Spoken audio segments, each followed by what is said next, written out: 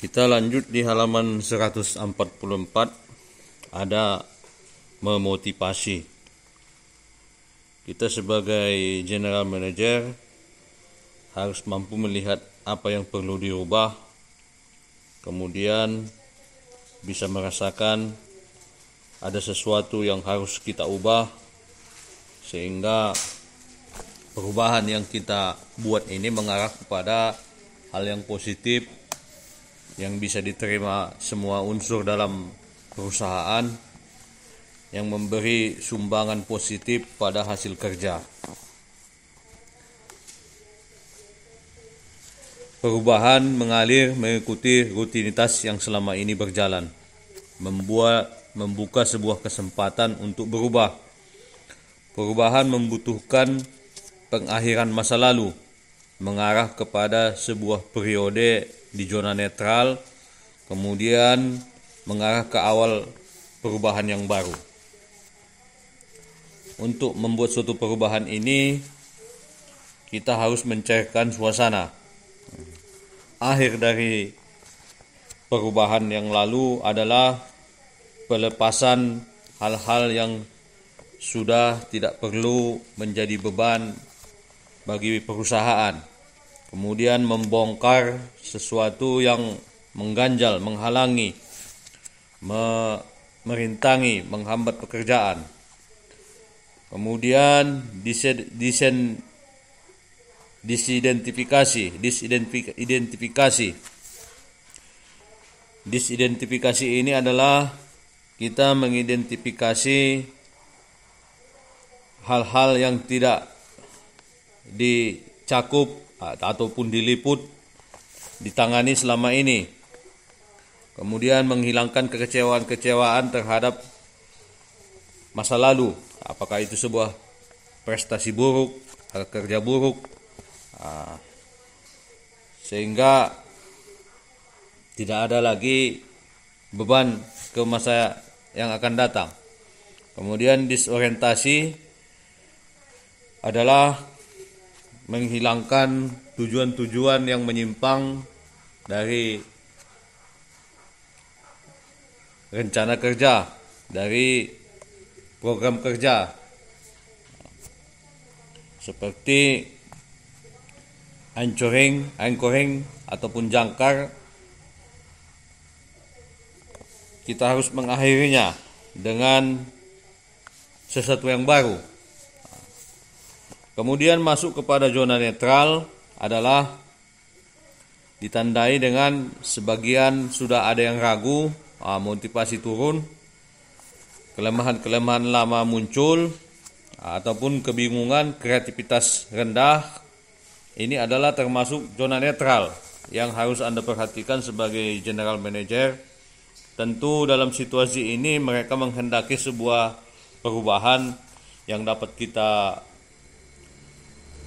masukkan ataupun kita suntikkan ataupun kita dobrak dengan hal yang baru. Awalan-awalan baru ini adalah mereka akan mulai terbiasa dengan apa yang kita kehendaki, apa yang kita tawarkan, apa yang kita sampaikan, usulkan menjadi perhatian mereka.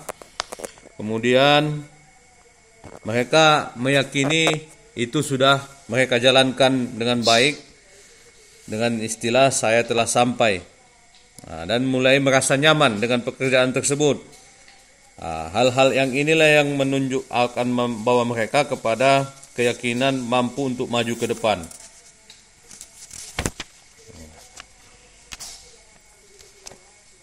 Mengakhiri suatu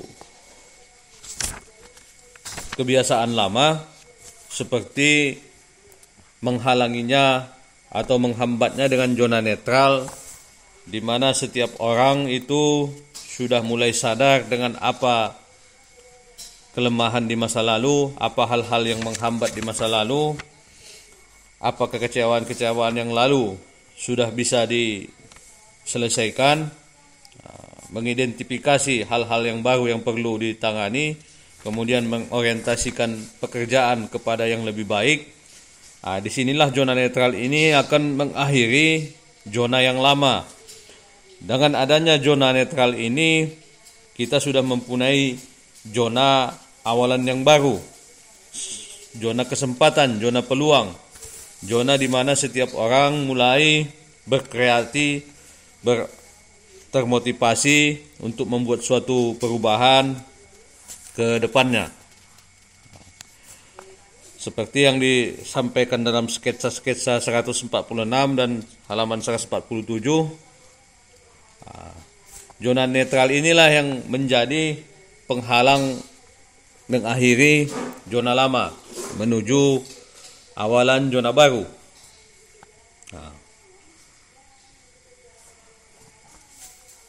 Bagaimana cara melakukan perubahan? Di halaman 147, 1. Sebutkanlah masalahnya, bukan solusinya. Kemudian identifikasi siapa yang akan kehilangan apa. Ketiga, terima fakta mengenai kehilangan subjektif. Keempat, perlakukanlah masa lalu dengan hormat. Yang kelima, tinggalkan masa lalu dengan yakin, dengan memastikan kontinuitas terhadap hal-hal yang paling utama. Inilah yang harus diperhatikan dalam mengakhiri zona lama menuju zona netral. Selanjutnya akan bergerak ke zona yang baru. Kita ulangi kembali, Anda harus identifikasi masalahnya, bukan solusinya.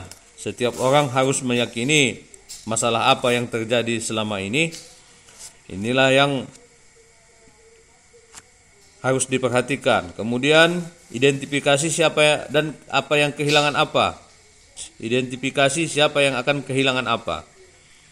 Agar setiap orang itu rela melepaskan sesuatu yang dia miliki demi kepentingan bersama untuk mengubah ke arah yang lebih maju.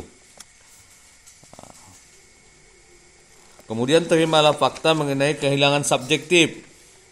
Kita di sini tidak bisa secara emosional, tetapi harus rasional, karena perubahan itu menghendaki hal-hal yang lebih rasional. Keempat, perlakukan masa lalu dengan hormat. Masa lalu itu adalah sebuah kenyataan yang sudah kita lalui, dan hari ini pun prestasi sudah ada yang kita catatkan. Jadi janganlah masa lalu itu menghambat masa depan. Jangan mengekang masa depan, tetapi menjadi landasan bergerak, bertindak untuk masa depan. Tinggalkan masa lalu dengan yakin dan memastikan kontinuitas terhadap hal-hal yang paling utama.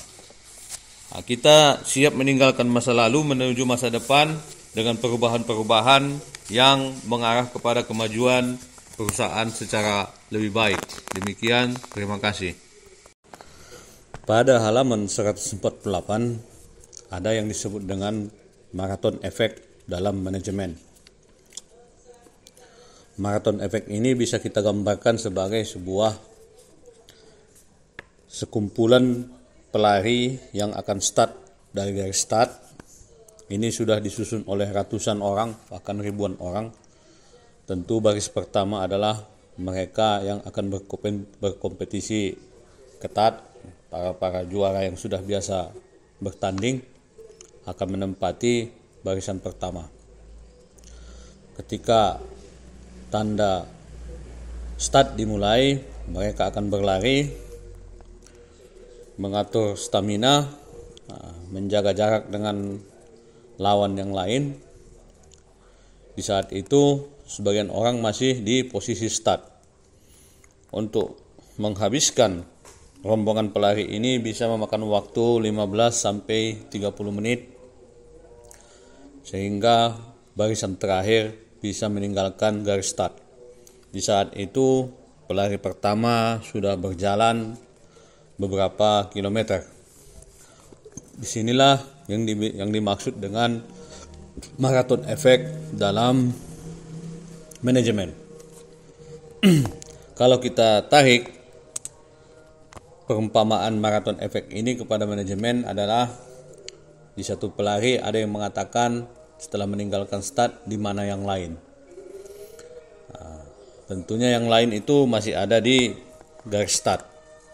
ada yang belum melangkahkan kakinya, ada yang sudah meninggalkan garis start beberapa meter.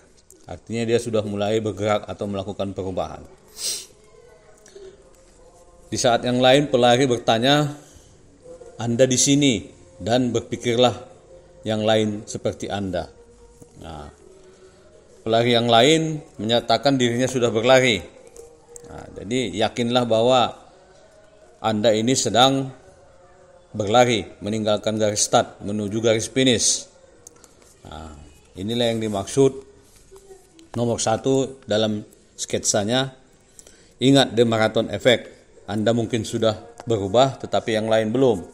Anda sudah berjalan dari garis start, tetapi teman-teman lain, pelari lain belum memulai berlari dari garis start. Kemudian measure twice, cut one. Pastikan 2 kali, putuskan sekali. Nah, perencanaan dan persiapan harus matang meski butuh waktu. Anda merencanakan dan mempersiapkan diri Anda, stamina Anda dalam berlari, dalam melakukan perubahan. Nah, perencanaan ini harus betul-betul terencana, matang, sehingga tidak melenceng dari tujuan. Nah, seperti yang digambarkan dalam kertas target, Anda harus menembak seperti tembakan rifle, bukan tembakan shotgun. Nah, kita ketahui tembakan rifle itu fokus pada satu titik. Tetapi tembakan shotgun itu akan menyebar karena butiran-butiran peluru yang dikandung dalam satu muntahan itu banyak, sehingga tidak fokus pada arahnya. Di sini tentu manajemen akan kebingungan, tidak tahu target yang sebenarnya itu apa. Nah, fokus targetnya apa. Nah, jadi dalam sketsa ini fokus target itu sangat dibutuhkan. Artinya agar setiap orang berlari berubah ke arah yang sama. Pada sketsa yang lain, tugas pertama dari perubahan manajemen adalah bantu yang lain untuk memahami perubahan yang diharapkan dan untuk merealisasikannya. Kapan melakukannya? Ini tentu Anda melakukannya dengan seksama agar yang lain bisa memahaminya. Dan Anda juga harus tidak boleh melupakan ini. Meyakinkan orang lepas dari zona nyaman. Karena perubahan itu menghendaki situasi yang berbeda, sesuatu perubahan yang cepat, dinamis, butuh pikiran, butuh tenaga, butuh waktu, sehingga orang harus belajar untuk nyaman, meninggalkan zona nyaman yang dia geluti selama ini. Di sini Anda juga harus berusaha mendapatkan dukungan sebanyak-banyaknya secara informal dari awal, agar Anda saat merubah momen itu bisa lebih mudah, sehingga membutuhkan biaya yang lebih rendah. Kemudian sebagai satu contoh, Anda bisa melihat sketsa di halaman 150 jika unsur-unsur ataupun departemen yang Anda berubah ataupun manajemen yang Anda berubah itu sudah efektif, sudah mulai berjalan, mereka tentu akan fungsional, bukan disfungsional. Di sini digambarkan ibaratnya makan malam ataupun makan siang, tetapi ada bangkai seekor anjing di tengah meja, tidak ada yang peduli. Tentu ini sangat riskan, sangat aneh. Kita ingin bersantap makan, tetapi sesuatu hal yang menjijikkan tidak menghalangi pemikiran kita atau tidak menghilangkan selera kita untuk makan adalah sesuatu yang aneh. Inilah yang disebut dengan sebuah keluarga yang disfungsional. Artinya manajemen yang Anda kelola itu tidak berfungsi dengan baik. Mereka tidak sensitif terhadap lingkungannya, tidak peduli dengan perubahan-perubahan atau hal-hal yang mengganggu atau menghalangi, menghambat dan sebagainya. Ibaratnya dalam eksekusi ini, Anda sebagai seorang pembidik penembak jitu, Anda harus lihat timingnya, situasinya, pergerakannya bagaimana, kemudian urutkan mana yang harus ditarget lebih dahulu, difokuskan sasarannya, sehingga eksekusi yang Anda buat ini membawa ke arah perbaikan yang bagus, meningkatkan kredibilitas dari perusahaan dan kredibilitas dari manajemen. Demikian, terima kasih. Pada halaman 151, membuat perubahan di organisasi besar. Sebuah strategi perubahan manajemen baru bisa berhasil jika ia bisa mempengaruhi sejumlah orang yang tepat di organisasinya. Satu contoh, seorang CEO bisa mempengaruhi bawahannya, Vice President, ataupun begitu juga sebaliknya, Vice President bisa mempengaruhi oleh CEO. Kemudian Vice President mempengaruhi beberapa direktur. Kemudian dari direktur ini berusaha berkomunikasi dengan para pekerja, dan CEO juga turun ke bawah untuk menawarkan perubahan. Sehingga informasi yang dari bawah bisa dapat langsung diterima oleh CEO, ataupun dari bawah bisa berkomunikasi dengan CEO agar dapat kejelasan sebenarnya perubahan-perubahan apa saja yang diharapkan agar keseluruhan organisasi bisa terangkul, bergerak bersama, sejalan, satu arah target tujuan, sehingga meningkatkan kekuatan organisasi. Jadi seorang CEO itu tidak terbatas hanya berkomunikasi dengan Vice President ataupun direktur, tetapi CEO bisa juga turun ke bawah. Bukan berarti dia bekerja,